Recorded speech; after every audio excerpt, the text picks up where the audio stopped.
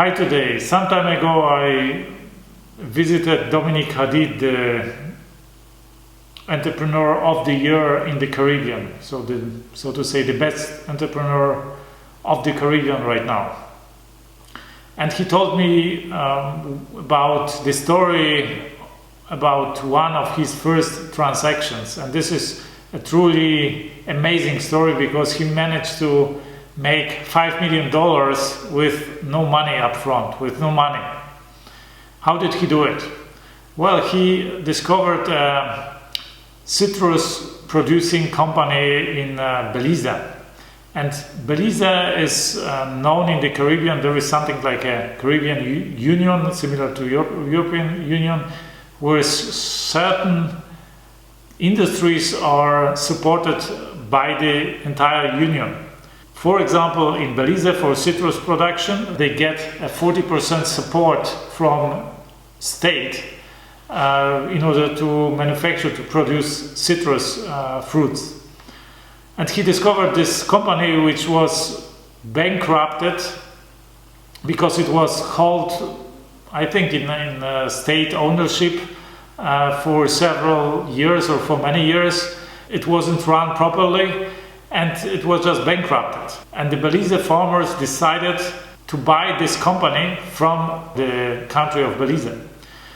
And they bought this company literally for $1. When Dominic analyzed the assets of this company, he realized they had 30,000 acres of land. This alone, even if it was swamp, this alone would be worth $30 million. Then they had 2 factories for the processing of citrus fruits to make citrus juice out of the fruits. Both of these factories were $30 million worth. So altogether it was $120 million already. And then there was a lot of real estate on the farms, because 30,000 acres of land. It's a huge land, and they had like these huge haciendas on these farms, and they were worth also several million. So altogether, he came up with a valuation of over 130 million only for the assets of that company.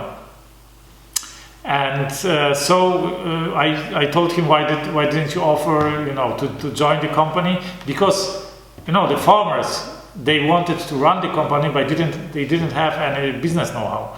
And Dominic had some business experience already with running his father's business. And he could offer business help and run this company, organize, manage this company. So I told him, why didn't you offer, to give them like 5 million of working capital for 50% of the shares? And he said, well, I was more generous than that. I offered them $12.5 million for 50% of the shares. And I asked him, did you have the money? And he said, no, I didn't have the money. So I said, why? Why did you offer? This is, if you didn't have the money, it wouldn't work out. And he said, we signed an agreement to finalize, to do the due diligence, and if everything is okay with the company, we would finalize the transaction in 90 days. And I had 90 days to organize the money for that. It was clear for me this is a big opportunity, because I offered like 12.5 million for a company with assets of 130 million, more or less. So it is like 10 times as much as I have offered. Okay, it was like half of the company. So it was 5 times as much as the value of these assets of my shares would be. So I knew it was a good deal. He knew it was a good deal, and he just needed to organize financing for that. He approached his bank asking them to finance this deal. But the bank was very reluctant to do that. Why? Because the assets were pretty illiquid. You can't sell land, like agricultural property, agricultural land, that easily.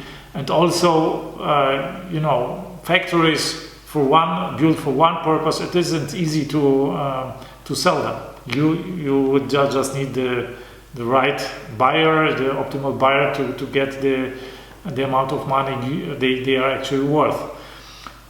So the bank was really reluctant, and he called one of his friends who was into investment banking, and this friend told him, Dominic, $12.5 million. It's such a big amount of money. Do you know how much we can do in Caribbean with that kind of money? What you can achieve and what you can buy with that kind of money? And he said, what? And this friend told him, look at that. There is this company in Barbados. You can buy these shares on the stock market. The stock market is very low right now, and this company is into bottling, into drinks, into alcohol, into juices, into other soft drinks and sodas. So this is a really very universal company, very stable company with attraction and with track record for many years already, very profitable. And the opportunity is the stock market in the Barbados is very low, so you can buy the shares of the company very cheaply. They have very high dividends because they are profitable. So you can use the dividends to pay off the loan you would get. So it is a much better opportunity than the citrus company, because you actually can repay the debt without, from the dividends without much risk.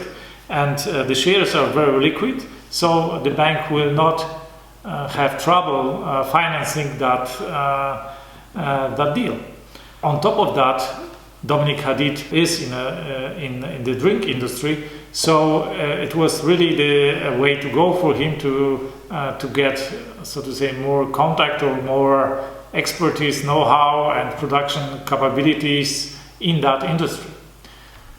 So, but Dominic Hadid wouldn't be Dominic Hadid if he hadn't put one more puzzle tile to that puzzle, or to that combination.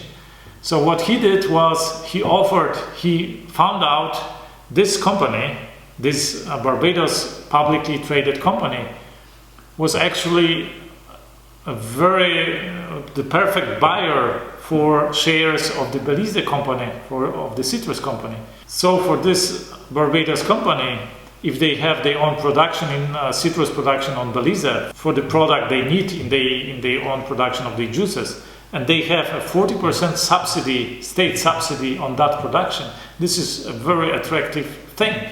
So he offered his shares.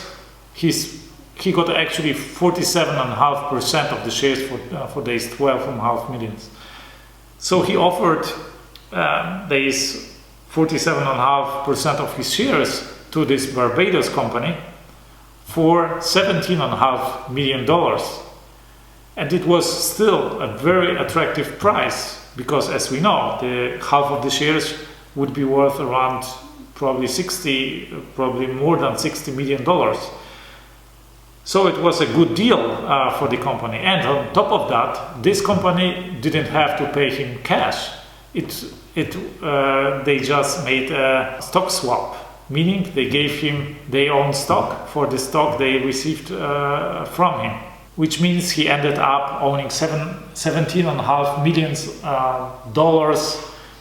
in stock of this Barbados company, and he had only to pay $12.5 million. So he earned $5 million already without even having to wait for the dividends or for the stock market to go up. So he went again to the bank and said, look now at the deal. You will finance $12.5 million. I will get 17.5. I could immediately sell it, give it back to you, and I will keep 5 million of profit. But I can do it in 2 weeks. So you wouldn't earn a lot of interest on that loan. So maybe it would be more profitable to you to give me a long-term loan, so I will pay you the interest and the principal in long term, which they did. So what Dominic did now was to take the 12.5 million from the bank, went and bought the shares of the Belize company, swapped the shares for the shares of the Barbados company, and he had 17.5 million. And from that 17.5 million, he got paid dividends, and with the dividends he was paying back his debt. After some time, the debt was paid off. He kept the shares, which were worth 17.5 million many years ago, but now the stock market was much higher, so his shares are probably worth, I don't know, maybe 30 million, maybe 50 million, and he still earns dividends on that. He needed 2 months for the transaction, so with no money up front, he was able to earn 5 million immediately and much more in the long term.